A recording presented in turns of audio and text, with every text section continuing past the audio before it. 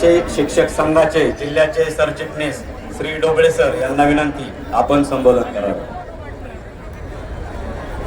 एकच मिशन, एकच mission, pension आमच्या हक्काची, अरे पेन्शन आमच्या हक्काची, अरे कोण म्हणतंय देत नाही, अरे कोण म्हणतंय देत नाही. धन्यवाद. एकच मिशन, एकच मिशन, जो पेंशन की बात करेगा, जो पेंशन की बात करेगा.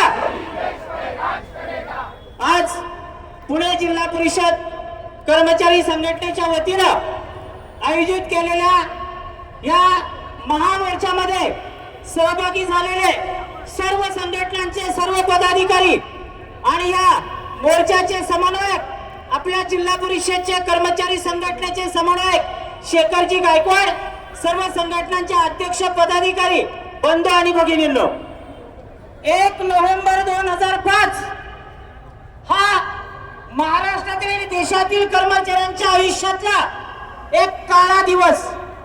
महाराष्ट्रातील आणि देशातील सर्व कर्मचाऱ्यांना अस्थिर करण्याचे काम त्यावेळी निर्णय घेतलेल्या सरकारने केलेला आहे आणि तेव्हापासून आजपर्यंत सर्व कर्मचारी वर्ग हा अस्थिर आहे आणि अस्थिर करण्याची भूमिका सातत्याने शासनाने घेतलेली आहे.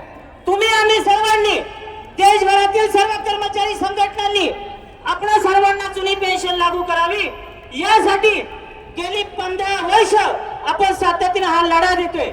हा लढा देत असताना मुंबई असेल, पुणे असेल, दिल्ली असेल, अशा अनेक ठिकाणी सर्व कर्मचाऱ्यांनी आपल्या एकजुटीचं दर्शन त्या ठिकाणी घडवलेलं आहे. वेळोवेळी शासनाला त्यांचे चुकीचे निर्णय आपण समोर मांडण्याचा प्रयत्न केलेला आहे.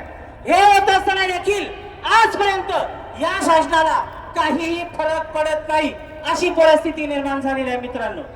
पण एक सांगतो, एकजुटीचा हा नेहमी विजय होत असतो. पाठीमागच्या वर्षी मार्च 2023 मध्ये आपण सर्वांनी जो न भूतो न भविष्यती असा संप या महाराष्ट्र राज्यामध्ये केला. एक भव्य दिव्य मोर्चा आपल्या सर्व संघटनांच्या एकजुटीने याच ठिकाणी या आपण जिल्हाधिकारी कार्यालयासमोर आयोजित केलेला होता.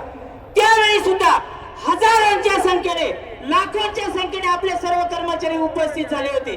शासनाला एक फार मोठा धक्का देण्याचं काम आपल्या राज्यातील सर्व कर्मचारी संघटनांनी त्यावेळेला केलेलं होतं. आणि मित्रांनो, त्याचा एक परिपाक निश्चित आपल्या एकजुटीचा एक परिपाक झाला. शासनाने समिती स्थापन केली आणि त्यानंतर शासनाला सर्व कर्मचाऱ्यांना कुटुंब निवृत्ती वेतन हे लागू करावं लागलं. परंतु एवढ्यावर आपली लढाई थांबणार नाही मित्रांनो. जर आपण थांबलो तर आपली पेन्शन थांबली. म्हणून आपण यापुढील काळामध्ये कधीही न थांबता जोपर्यंत जुनी पेन्शन योजना लागू होत नाही तोपर्यंत आपला लढा थांबणार नाही. एक महत्वाची गोष्ट, एकजुटीशिवाय काहीही मिळणार नाही. आणि ज्या वेळेला आपण जुनी पेन्शन ही मागणी पुढे घेऊन जाऊ त्यावेळेला ही संघटना ती संघटना असा कोणताही विचार न करता आपण सर्वांनी त्या मोर्चामध्ये मोठ्या संख्येने सहभागी झालं पाहिजे. आज सुद्धा शेखर भाऊ एक गोष्ट घडलेली आहे. आपण कार्यालयीन वेळेमध्ये हा मोर्चा आयोजित करा. अनेक ठिकाणी शिक्षकांना त्या ठिकाणी अडचण निर्माण झाल्या, शाळा चालवण्याच्या अडचण निर्माण झाल्या, परंतु तरीही माझा शिक्षक बांधव प्रचंड मोठ्या संख्येने या ठिकाणी उपस्थित झालेला आहे.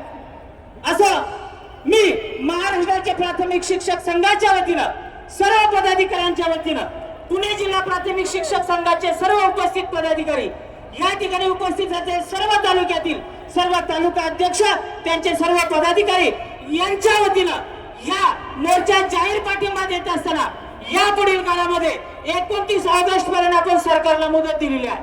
आणि जर सरकारने आपण आपल्या या मागणीवर विचार केला नाही तर 29 ऑगस्ट पासून होणाऱ्या संपामध्ये 100% महाराष्ट्राचे प्राथमिक शिक्षक संघाच्या वतीनं आपण सर्वजण सहभागी व्हा अशा प्रकारचं आश्वासन देतो आणि या ठिकाणी थांबतो. जय हिंद, जय महाराष्ट्र.